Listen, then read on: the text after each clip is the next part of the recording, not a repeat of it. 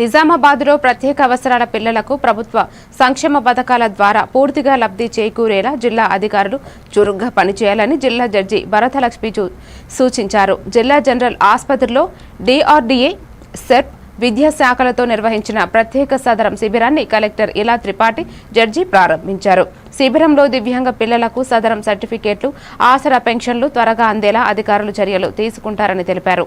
ఈ కార్యక్రమంలో DRDO Sayagoud, DEO Ashok, DGH superintendent doctor Srinivas తదితరులు పాల్గొన్నారు.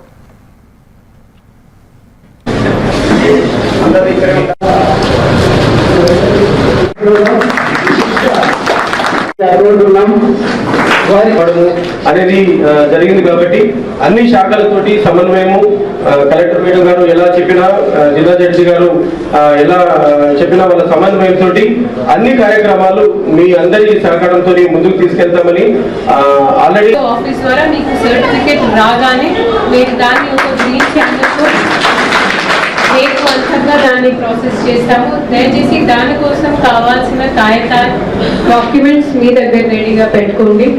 రెండోది, పేరెంట్స్తో ఇంకొక విజ్ఞప్తి, మన జిల్లాలో ఆల్మోస్ట్ 29 భవిత సెంటర్స్ ఉన్నాయి. ఆల్మోస్ట్ ప్రతి ఒక్క మండలానికి ఒక్కొక్క భవిత కేంద్రాలు ఉన్నాయి. మనమే అయ్యి వారికి ఎలాంటి సదుపాయాలు ఉన్నాయి, వాళ్ళు ఎక్కడ బాధపడుతున్నారు, కనీసం వాళ్ళు అక్కడ ఉన్నంతసేపు వాళ్ళకి కరెక్ట్ సదుపాయాలు ఉన్నాయా లేవనేది చూసుకోవాల్సిన బాధ్యత మన మీద ఉంది. నేను ఒక ఆడదానిగా, అమ్మగా ఆ పిల్లల్ని చూసి నా అమ్మ